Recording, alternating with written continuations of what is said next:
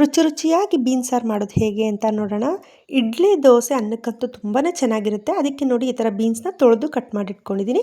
ಈಗ ಕುಕ್ಕರ್ ತಗೊಂಡು ಅದಕ್ಕೆ ಬೇಳೆ ಹಾಕೊಳ್ಳೋಣ. ಆಮೇಲೆ ತೊಳೆದಿಟ್ಕೊಂಡಿರೋ ಬೀನ್ಸ್ ಹಾಕೋಣ. ಇವಾಗ ಒಂದು ಈರುಳ್ಳಿನ ಕಟ್ ಮಾಡಿ ಹಾಕೋತಾ ಇದ್ದೀನಿ. ಮತ್ತೆ 2 ಟೊಮೆಟೊ ಮಧ್ಯಕ್ಕೆ ಕಟ್ ಮಾಡಿ ಹಾಗೆ ಹಾಕೊಳ್ಳೋಣ. ಒಂದು ಹಸಿಮೆಣಸಿನಕಾಯಿ ಹಾಕ್ಕೊಂಡು 1/4 ಟೀ ಸ್ಪೂನ್ ಅರಿಶಿನ ಪುಡಿ, 1 ಸ್ಪೂನ್ ಮೆಣಸಿನ ಪುಡಿ, 1 ಸ್ಪೂನ್ ಧನಿಯಾ ಪುಡಿ, ಉಪ್ಪು ಇಷ್ಟನ್ನು ಹಾಕಿ ನೀರು ಹಾಕ್ಬಿಟ್ಟು ಒಂದು 3 ವಿಷಲ್ ಕೂಗಿಸ್ಕೊಳ್ಳೋಣ. ಯಾರೆಲ್ಲ ನನ್ನ ಚಾನಲ್ ನೋಡ್ತಾ ಇದ್ದಾರೆ ಪ್ಲೀಸ್ ಸಬ್ಸ್ಕ್ರೈಬ್ ಮಾಡ್ಕೊಳ್ಳಿ. ಸಬ್ಸ್ಕ್ರೈಬ್ ಮಾಡ್ಕೊಂಡಿರೋರಿಗೆ ಥ್ಯಾಂಕ್ ಯು ಸೋ ಮಚ್. ಈಗ 3 ವಿಷಲ್ ಆಗಿದೆ ನೋಡಿ, ಬೇಳೆ ಚೆನ್ನಾಗಿ ಬೆಂದಿದೆ. ಇವಾಗ ಈ ಟೊಮೆಟೊನ ತೆಗೆದು ಒಂದು ಬೌಲ್ಗೆ ಹಾಕ್ಕೊಂಡು ನೋಡಿ ಈ ಥರ ಚೆನ್ನಾಗಿ ಹೊಡ್ಕೊಳ್ಳೋಣ. ಈಗ ಸ್ಟವ್ ಮೇಲೆ ಒಂದು ಪ್ಯಾನ್ ಇಟ್ಕೊಂಡು 2 ಸ್ಪೂನ್ ಎಣ್ಣೆ ಹಾಕ್ಕೊಂಡು ಎಣ್ಣೆ ಬಿಸಿ ಆದಮೇಲೆ ಸಾಸಿವೆ ಹಾಕ್ಕೊಳ್ಳೋಣ. ಸಾಸಿವೆ ಸಿಡಿದ ಮೇಲೆ ಇದಕ್ಕೆ ಒಂದು ಇಡೀ ಬೆಳ್ಳುಳ್ಳಿನ ಜಜ್ಜಿಟ್ಕೊಂಡಿದ್ದೀನಿ, ಅದನ್ನು ಹಾಕ್ತಾಯಿದ್ದೀನಿ. ಮತ್ತು ಕರ್ಬೇವಿನ ಸೊಪ್ಪು ಇಷ್ಟನ್ನು ಹಾಕಿ ಸ್ವಲ್ಪ ಚೆನ್ನಾಗಿ ಫ್ರೈ ಮಾಡಾದಮೇಲೆ ಒಂದು 2 ಸ್ಪೂನು ಸಾಂಬಾರು ಪೌಡ್ರ್ ಹಾಕಿ ಮಿಕ್ಸ್ ಮಾಡಿ ಸ್ವಲ್ಪ ಬಿಸಿ ಆದಮೇಲೆ ನೋಡಿ ಆ ಟೊಮೆಟೊನ ನಾವು ಹೊಡೆದಿಟ್ಕೊಂಡಿದ್ವಲ್ಲ ಅದನ್ನು ಹಾಕಿ ಚೆನ್ನಾಗಿ ಮಿಕ್ಸ್ ಮಾಡೋಣ.